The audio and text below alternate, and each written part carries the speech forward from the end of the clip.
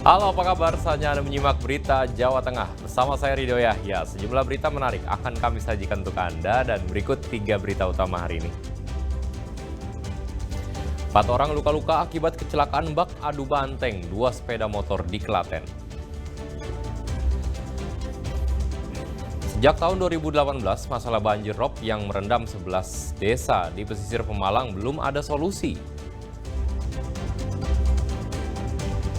Pawai Ta'aruf, cara warga Banyumas sambut Tahun Baru Islam 1 Muharram 1447 Hijriah.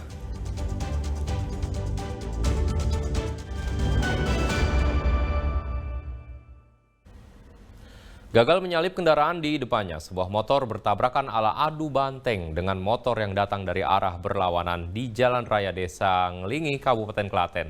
Akibat kerasnya tabrakan, 4 orang menderita luka-luka, 1 diantaranya luka berat.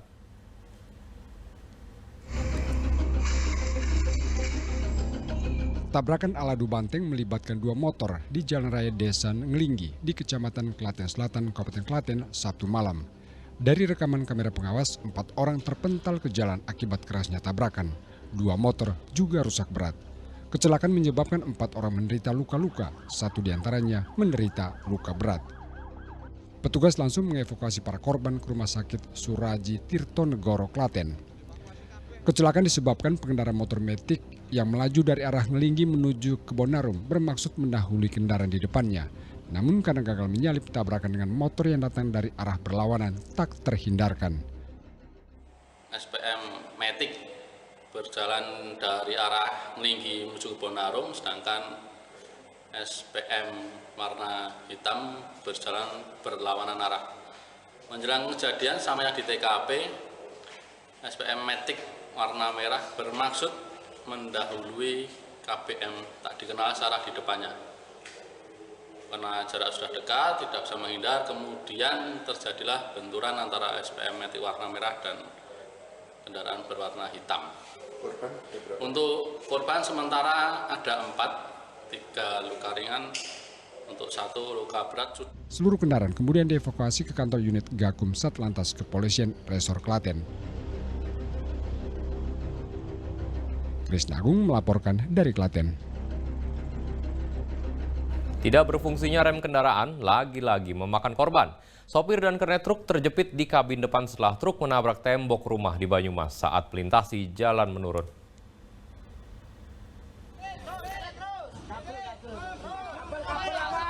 Kabin depan truk ini hancur karena menabrak tembok rumah warga di Desa Karangsalam, Banyumas. Tubuh sopir dan kernet truk terjepit di bagian depan. Tim SAR gabungan dan warga mencoba evakuasi mereka, tetapi prosesnya sulit. Agar kedua tubuh korban bisa dikeluarkan dari kabin, tim SAR memotong bagian kabin truk. Setelah 1 jam, keduanya berhasil dievakuasi. Meski terluka parah, nyawa sopir truk selamat, sementara kernetnya meninggal dunia di tempat. Kecelakaan bermula saat truk pengangkut sembako dari Jakarta hendak menuju ke Yogyakarta. Saat melintas di jalan menurun, rem truk diduga blong sehingga sopir tak bisa mengendalikan laju kendaraan dan berakhir menabrak tembok rumah. Truk bermuatan makanan dari Jakarta menuju Jogja di Tanjakan Muria, Kemeranjen, Banyumas mengalami rem blong dan truk menabrak dinding tembok dan 1 orang terjepit. Pada pukul 19.45 korban yang terjepit dapat dievakuasi dalam keadaan meninggal dunia. Korban yang tewas bernama Teguh, warga Jakarta. Sopir dan kernet truk dibawa ke Rumah Sakit Medika Lesatri di Kecamatan Buntu. Mardianto melaporkan dari Banyumas.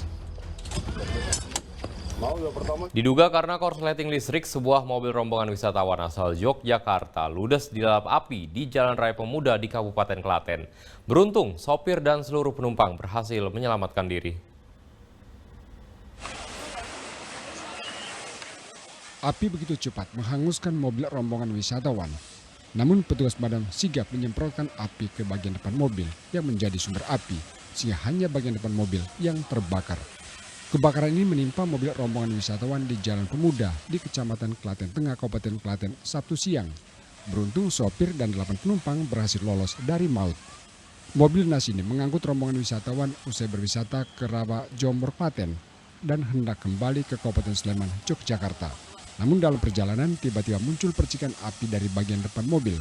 Dugaan sementara api bersumber dari korsleting listrik pada bagian mesin mobil. Mobil jalan pelan, tahu kan ngebul, udah dari sini nih ngebul, tahu-tahu ya itu keluar api dari bawah.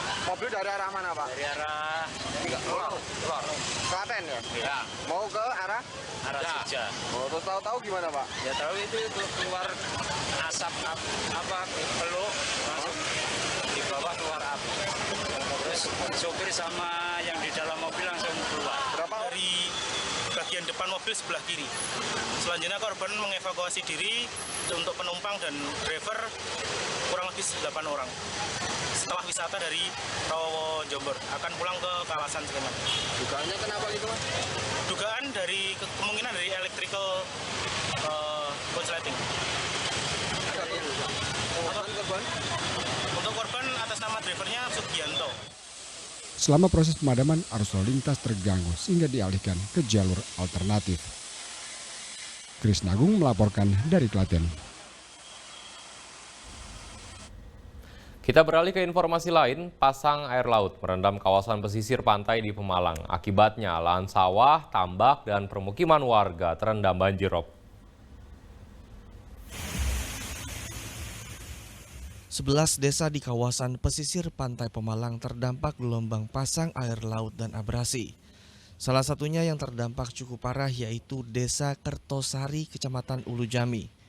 Warung yang menjajakan makanan di pinggir pantai tak lepas dari ancaman banjir yang menyebabkan bangunan rusak. Biasanya banjir rob datang pada pukul 1 siang. Ya ini sekarang gede banget ya. Kemarin-kemarin ya.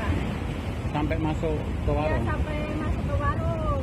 Habis jadi ya Mbak.